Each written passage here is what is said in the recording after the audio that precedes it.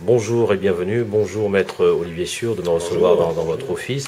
Alors vous êtes avocat, spécialiste en droit pénal des affaires et droit pénal international, auteur de trois publications dans les yeux du bourreau. Nul n'est censé ignorer la loi, cours de droit pénal général que vous avez coécrit avec un de vos collègues et aussi président d'une association que vous avez créée. Je ne parlerai qu'en présence de mon avocat pour l'abolition de la garde à vue sans avocat.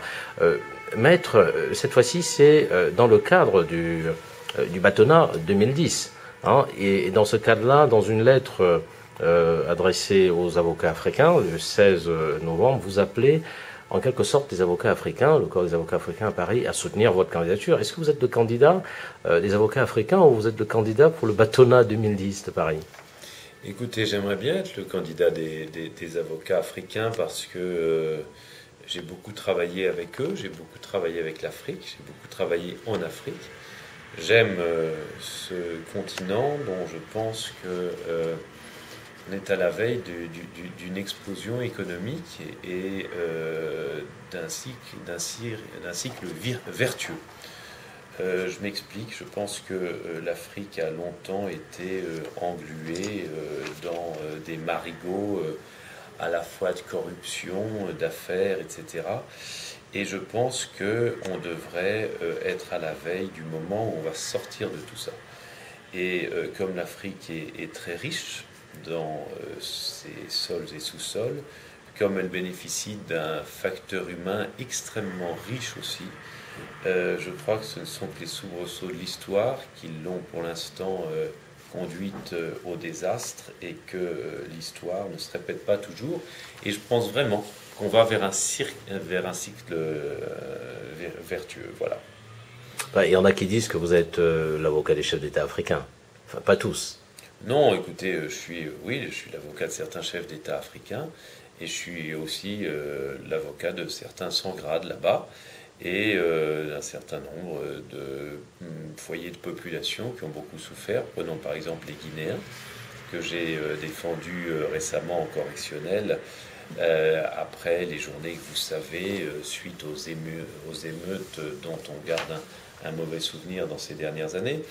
Je suis l'avocat là-bas d'Alpha Condé, en tout cas j'ai été son avocat pendant qu'il était en prison. Le serais-je maintenant qu'il est président? Je n'en sais rien, mais c'est des choses qu'on n'oublie jamais. Alors, j'aimerais que vous nous expliquiez justement pourquoi est-ce que vous pensez que les avocats africains à Paris doivent soutenir votre candidature au bâtonnat 2010? Parce que je pense que je suis le plus proche de tous les candidats qui se présentent. De même, parce que je pense que les autres candidats ne sont pas allés, comme je l'ai fait souvent, à la fois plaider là-bas et même quelquefois y risquer leur peau. Je vous rappelle que dans l'affaire Alpha Condé, j'ai été reconduit à la frontière, j'ai été privé de liberté et à certains moments, il n'était pas facile pour moi de continuer à prendre l'avion là-bas sans visa, etc.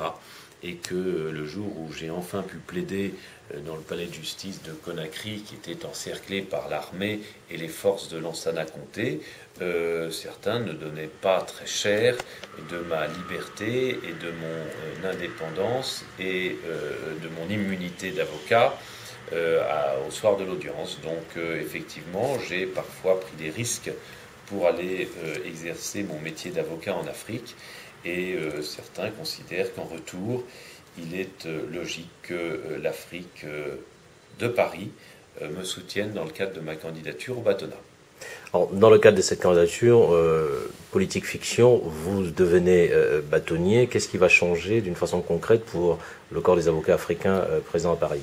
Eh bien, d'abord, je redoublerai d'attention et de fraternité, de confraternité avec la CIB de Mario Stasi, qui a une vraie influence en Afrique, a noué des vrais partenariats, à la fois pour la défense, mais aussi pour le développement d'un certain nombre de réseaux, d'échanges d'affaires, etc. avec l'Afrique. Donc ça, c'est la partie Mario Stasi. Et Mario Stasi, le bâtonnier Mario Stasi, sait à quel point je serais proche de la CIB si j'étais élu. Et puis, on envisagerait de travailler évidemment avec l'Afrique, mais aussi de dénoncer les atteintes aux libertés publiques lorsque parfois elles s'expriment dans le continent africain. Il y a un certain nombre d'avocats africains qui sont membres au Conseil de l'ordre. Si, est-ce qu'en retour, ils vous apporteront leur soutien? Est-ce que vous, en retour, vous demanderez à vos réseaux de les soutenir pour le Conseil de l'ordre? Absolument, je soutiendrai Fabien, qui fait partie de ma liste de soutien, et j'appellerai vendredi ou samedi, en tout cas avant l'élection, à voter pour lui. Maître, en 2 ou 3 mots, c'est vrai que vous avez 26 propositions. Vous avez à la fois un site internet très opérationnel, j'y ai été, la navigation est agréable, et puis un blog aussi mis à jour régulièrement. J'aimerais savoir les 26 points, est-ce que vous pouvez nous les résumer pour que, pour démontrer que votre candidature au bâtonnat de Paris, non simplement aujourd'hui est la meilleure, mais aux avocats africains qui vont vous soutenir, que vous êtes, au-delà du fait de votre connaissance terrain en Afrique, que la situation qu'elle a leur préoccupation est aussi la vôtre. Écoutez, mes 26 propositions s'orientent autour de 2 axes principaux. D'abord, on part des valeurs de la profession d'avocat, que sont l'indépendance, que sont la liberté, que sont l'éthique, la déontologie, l'excellence, des valeurs que, avec ma colistière Catherine Palais-Vincent, je pense que nous incarnons vraiment parce que nous venons du cœur de ce métier. Et à partir de ces valeurs-là, nous voudrions projeter la profession d'avocat dans un avenir de progrès et de valeur ajoutée.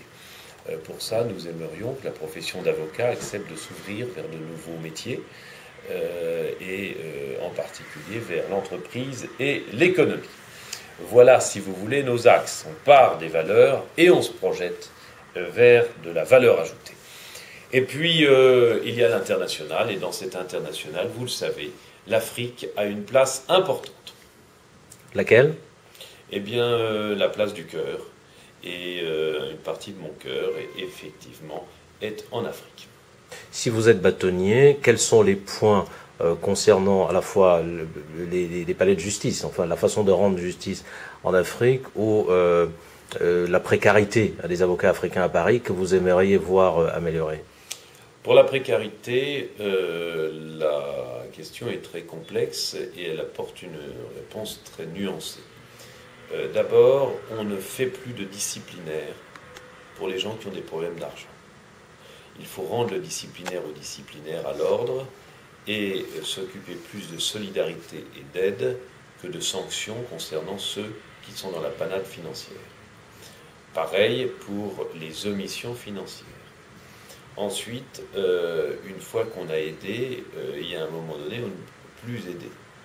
Il s'agit de conduire le confrère qui a peut-être choisi une mauvaise voie en se déterminant pour le barreau à se réorienter dans la vie professionnelle. Et nous aimerions pour cela le conduire et le prendre par la main afin de l'amener vers de nouvelles possibilités de débouchés professionnels. Maître Pierre Rouvier-Sûr, je vous remercie. Merci.